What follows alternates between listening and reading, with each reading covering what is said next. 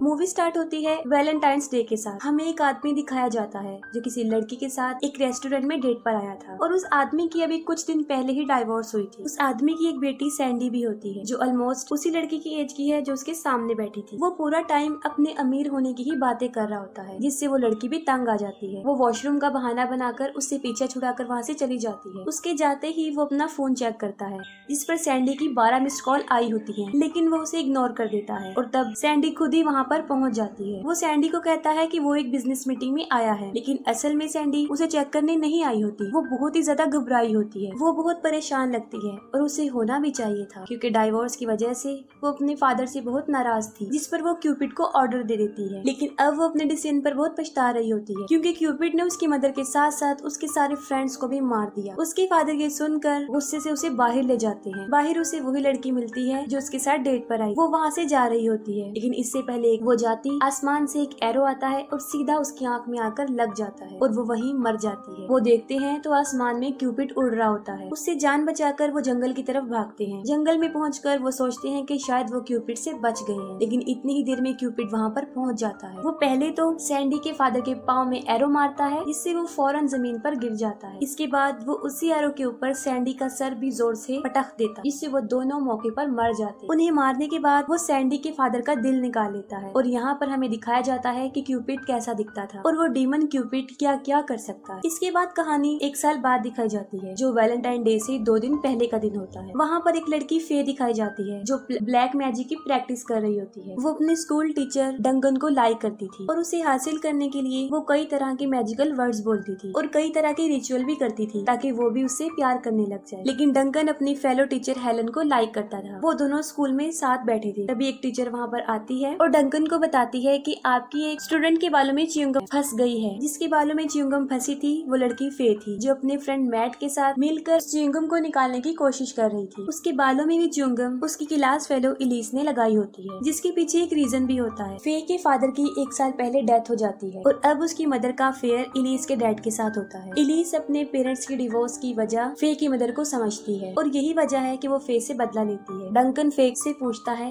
तब उसे पता चलता है कि ये हरकत इलीस ने की है। वो इलीस से मिलता है और उसे समझाने की कोशिश करता है, लेकिन वो इतनी आसानी से समझने वाली लड़की नहीं थी। फिर डंकन अपनी क्लास में पढ़ा रहा होता है और वो इलीस से एक सवाल पूछता है जिसका उसे यकीनन जवाब नहीं आता, जिस पर सब क्लास फेलोज हंसने लग जाते हैं और उसमें फे भी होती है, जिससे इलीस को बहुत बुरा लगता है। फे समझती है कि शायद उसका ब्लैक मैजिक असर कर रहा है क्योंकि डंकन उसके साथ काफी फ्रैंक होता जा रहा था। इलीस डंकन के फोन को चोरी कर लेती है और स्कूल से घर जाने के बाद वो उसके मोबाइल से फे को टेक्स्ट करती है। फे समझ जाती है कि उसके वर्ड्स असर कर गए हैं और डंकन को भी उससे प्यार हो गया है। वो काफी खुश हो जाती है और वो भी उसे खुशी खुशी जवाब देती है, लेकिन उसे जरा भी अंदाजा नहीं था कि इलीस उसके साथ क्या कर सकती। इलीस क्लासेस खत्म होने के बाद फे को मिलने के लिए बुलाती है और फे इसके लिए एग्री हो जाती है। इलीस उससे एक पिक्चर मांगती है जिस पर फे एक सेल्फी बनाकर उसे सेंड कर देती है, लेकिन वो इससे ज्यादा डिमांड करती है, जिस पर फे शर्ट के बगैर एक पिक्चर उसे सेंड कर देती है, जिसे देखकर एलिस और उसके बाकी फ्रेंड उसका मजाक बना रहे होते हैं। अगले दिन फे को लॉकर में एक लेटर और एक रोज मिलता है जिसे देखकर वो काफी खुश हो जाती है, लेकिन ये भी एलिस ने ही रखा होता है। फे डंकन से मिलने के लिए बहुत एक्साइटेड हो जाती है। उसका फ्रेंड मैट उसके पास आता है और कल होने वाले वैलेंटाइंस डे डांस के लिए उससे पूछता है, जिस पर फे मना कर देती है। दूसरी तरफ हमें पता चलता है कि एलिस असल में एक प्लान बना रही होती है। वो फे को उस वक्त डंकन के ऑफिस में बुलाती है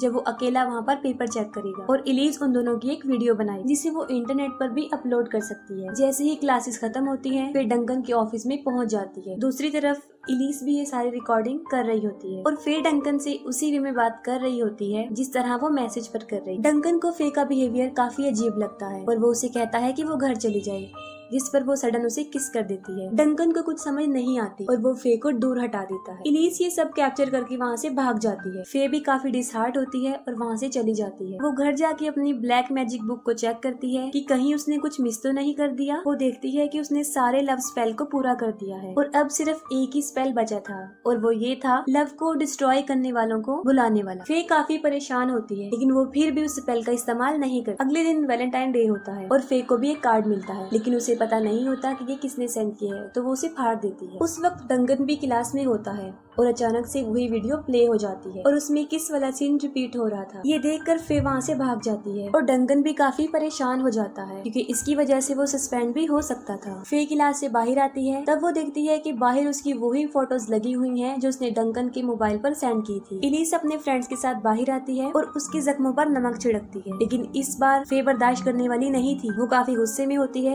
और इलीस को स्लैप कर देती है और यहाँ पर उन दोनों की हाथापाई हो जाती है। दोनों टीचर वहाँ पर पहुँचकर उन्हें छुड़ाते हैं और डंकन उनका वैलेंटाइंस डे डांस कैंसिल कर देता है। फे एक क्लास में जाती है और वो लव डिस्ट्रॉय गॉड को वहाँ पर बुला लेती है। गॉड ऑफ डेथ उससे पूछता है कि उसे यहाँ पर क्यों बुलाया गया है। फे उसे कहती है कि वो पूरे स्कूल से प्यार को खत्म कर दे। वो उसकी विश को सुन लेता है और कहता है कि वैलेंटाइन डे खत्म होते ही यहाँ से प्यार मिटना शुरू हो जाएगा, लेकिन फे उसे कहती है कि वो हमेशा के लिए यहाँ से प्यार को खत्म करना चाहती है। वो उससे पूछता है कि क्या वो इसकी कॉन्सिक्वेंसेस जानती है, जिस पर वो झूठ बोल देती है और कहती है हाँ, क्योंकि उसे कुछ भी पता नहीं होता। वो उसकी विश पूरी कर देता है और वहाँ से गायब हो जाता है। इलीस और फे को प्रिंसिपल ऑफिस में बुलाया जाता है और प्रिंसिपल उन्हें पनिशमेंट देता है। उन्हें कैंसिल हुए वैलेंटाइंस डे वाले डांस की डेकोरेशन को उतारना था। मिस हेलन उन्हें डांसिंग हॉल में लेकर जाती है, लेकिन वहाँ पर उनकी एक फ्रेंड मिस थी। उस वक्त वो वॉशरूम में होती है और तब वहाँ पर क्यूपिड भी पहुँच जाता है। उसे वहाँ पर कुछ आवाज सुनाई देती है और वो कान लगाकर सुनती है। तभी क्यूपिड अपना एरो छोड़ देता है और वो सीधा उसके कान पर आकर लगता है। वो चिल्लाते हुए वहाँ से भागती है, लेकिन क्यूपिड उसे पकड़ लेता है और उसकी बॉडी पर से हार्ट शेप में स्किन को उतार लेता है। दूसरी तरफ वो सब डांस हॉल में पहुँच जाते हैं और उनके साथ मैट भी होता है जो कि फे की हेल्प के लिए वहाँ पर मौजूद था। वहाँ पर उन्हें रखे हुए कुछ हार्ट शेप कुकीज नजर आते हैं जिनको वो खा लेते हैं और उनका टेस्ट उन्हें चिकन जैसा महसूस होता है। इलीस के पास उसके बॉयफ्रेंड की कॉल आती है जो कि स्कूल के बाहर खड़ा उसका वेट कर रहा होता है, उसे लेने आया होता है। इलीस मिस हेलन के मना करने के बावजूद भी वहाँ से चली जाती है। तब फौरन वो टीचर प्रिंसिपल को आकर ये सब कुछ बता देती है। प्रिंसिपल उसे कहता है कि वो रुक जाए, लेकिन वो जल्दी से बाहर आकर कार में बैठ जाती है। वो सोच रही थी